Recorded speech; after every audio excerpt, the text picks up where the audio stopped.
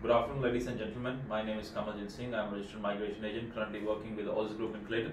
And with me today we have our senior registered migration agent, Mr. Girish, and he will be giving us a new eligibility requirements which have recently been launched today for Victoria. Mr. Girish, can you guide us through what is Victoria 190 and what is Victoria 491? Good afternoon, viewers. My name is Girish Kumar Pachel, as Kamalji said that, and I'm a registered migration agent working with Aussizz Group Clayton. Today we're going to discuss about the recent update and changes for 190 Victoria and 491 regional Victoria applications. First of all, we'll discuss about the 190 Victoria itself. Now, as you know that it's been a longer time since it was open. It was opened recently in September.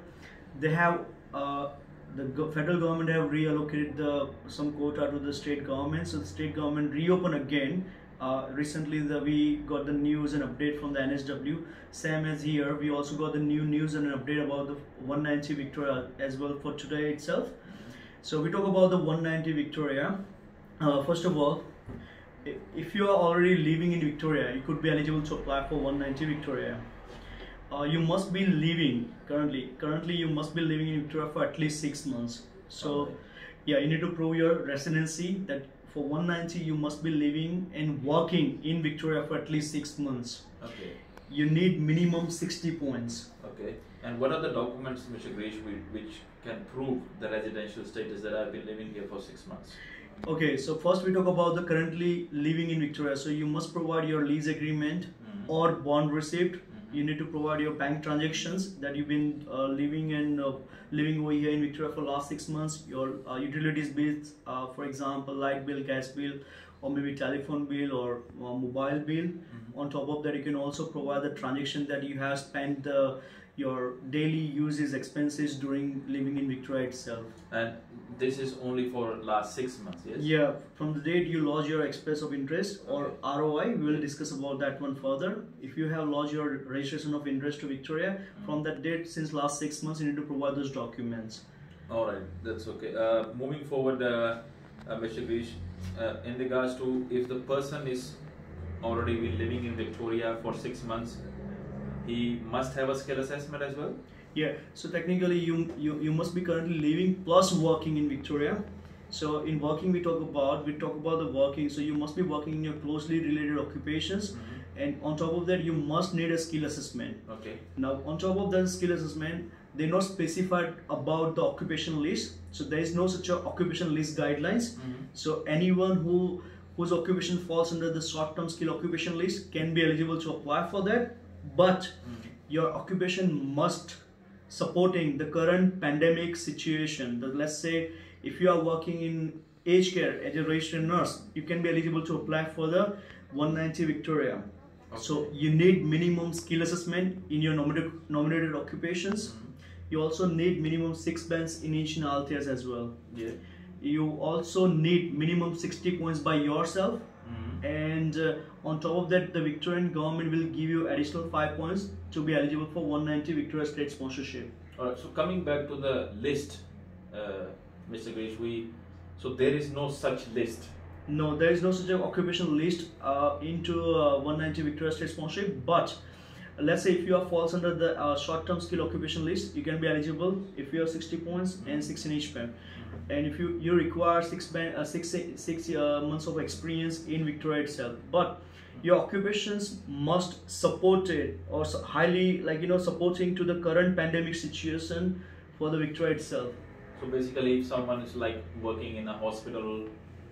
Yeah, let's say we have categorized over here. We talk about the skill occupation. Let's say if you are in health occupations, if you are in medical research occupations, if your occupation in life science has got a detailed occupation list. Let's talk about the microbiologist, a life scientist, agriculture consultant, agriculture scientist, life science technician, a food technologist, biochemist, or you can also, we talk about the health related. When you talk about the health related, a pharmacist technician, a retail pharmacist, or maybe you can also talk about registered nurse, medical practitioner as well. In regards to Mr. Girish, registered nurse, we've already heard from coming last 6 to 9 months that Victoria has always look after nurses. Now most of the nurses have got their skill assessment under registered nurse NEC. Not as well classified, yes. Yes. So now in that scenario, does that occupation still comes under, or are there any changes in regards to registered nurses? That's a good point, Mr. Kamaljit. Actually, in nursing related occupation, they have specified that if you falls under the midwife, for example, registered nurse in midwife, registered nurse in aged care, registered nurse in critical and emergency, or registered nurse in mental health, then only you can be eligible to apply it. If you falls under the registered nurse in not as well classified, you cannot be eligible to apply for 190 Victoria. They're not going to give you the priority at all. So ladies and gentlemen, it seems like it's a little bit of a negative outcome for registered nurses NEC, but it shows positive sides in regards to when it comes to midwifery, aged care and other given profession. We will be updating our list on our Aussizz Facebook page as well for you to double check. Mr. Chris, okay, moving forward into 491. Government sorry to stop here. We also have, like, let's say which supports the Victoria, as we discuss about the agriculture and all these things. So 190, if you falls under the research, life science, or registered nurse or medical practitioner or food technologies, it's a highly chances you to apply for 190 Victoria. Alright, so as long as it is sort of helping COVID pandemic situation. That's right. Any of the occupation which is helping the COVID pandemic situation can be eligible for 190 as long as they have been working for 6 months and living for 6 months in Victoria. That's right. So this first part is all about the 190 Victoria. That's right. So your occupation must be supporting the current pandemic situation. That's correct. All right. Thanks for that, Mr. Grish. Now moving forward on to 491, Mr. Grish. Explain us. We've seen government is more trying to push people to get into 491 visa. What is your suggestion on what Victoria has changed into 491? A huge changes in 491 Victoria itself. Number one, first of all, you must be living in Victorian regional area for at least 3 months. So when we talk about before, when they opened in September itself, they were different requirement. Now they have changed slightly differently in 491 Victorian regional applications. So you must be living in regional area for 3 months. On top of that, you must be working your nominated occupations for last 3 months as well. You need to have at least 50 points by yourself. The Victorian regional visa means the Victorian state government will give you 15 points on top of that to make 65 for eligibility to apply for EOI. Yes. And you need to have minimum 6 bands in each in equivalent IELTS or PT to meet the requirement as well. You also need the skill assessment on top of that. So these are the basic requirements. So you must be living and working in regional area for 6 months in your highly skilled occupation list. Number two, you must need 50 points by yourself. On top of that, you can get 15 points from the state government. You need to have 6 in each band, right? So, and you must need a skill assessment in your nominated occupation. So these are the basic requirements to be eligible. Okay, moving. So basically, according to you, Mr. It seems like we have to meet 2 criteria. One is visa criteria, skill assessment 6 in each, and 65 points. That's right.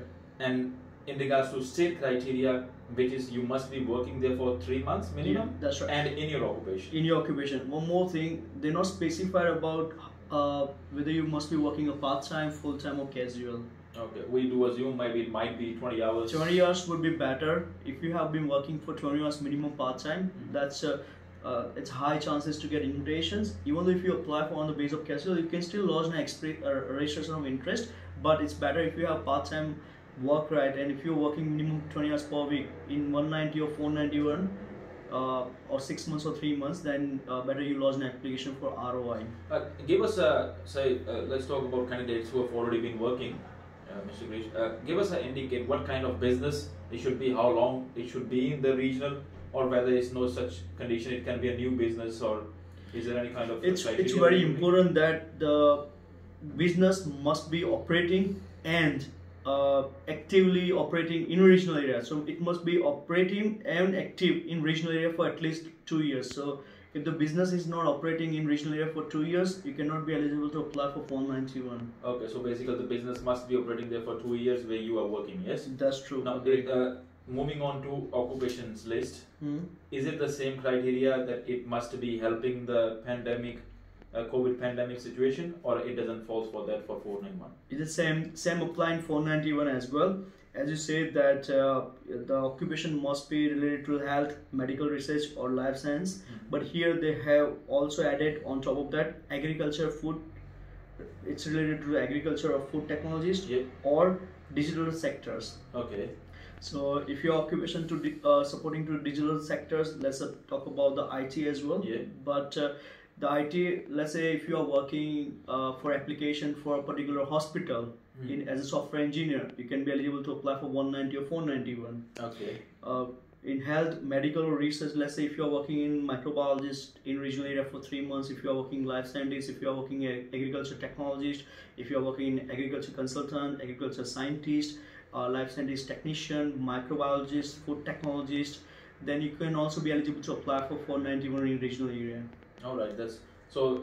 In both cases, Mr. Girish, seems like your occupation must be giving a benefit to this COVID pandemic research or any kind of situation, and you must be minimum working for 6 months for 190 and minimum for 3 months for 491. That's right, yeah. So, in regards to anything apart from that, we should recently I'll just give you the heads up about the engineering technologies. Recently we received one engineering technologies invitation under the 491 Victoria, and the applicant was working in regional area. He was working in energy company. Energy is like, you know, that company was supplying the electric energy to the regional Victoria, and he was working over there as an engineering technologist for 3 months, and he was living in regional area for 3 months, and he granted his invitation. And he got invitation on the 491 50 points only. All right. So the other thing is, Mr. Girish, that okay, it is helping pandemic situation. Is there any other criteria, like if the business is supporting the economy of Victoria, that we can be eligible for 491 if I'm in a regional? Yes, you can lodge an express of interest, which call first of all, when you apply for Victoria State Sponsorship, you need to apply for express of interest. Then also you have to parallelly apply for the ROI to Victorian State Government. It's called a registration of interest. In ROI, you have to write down how come your occupation can be beneficial or benefited to the current pandemic situation or current economical recovery situations. You have to write down that into the 1500 characters. Once you write down that about 1500 characters, you can be eligible to apply for 491 or 191. So that's 190. Yeah. So in that case, guys, we'll probably advise you to come and meet us, because every person will have their own scenarios to discuss.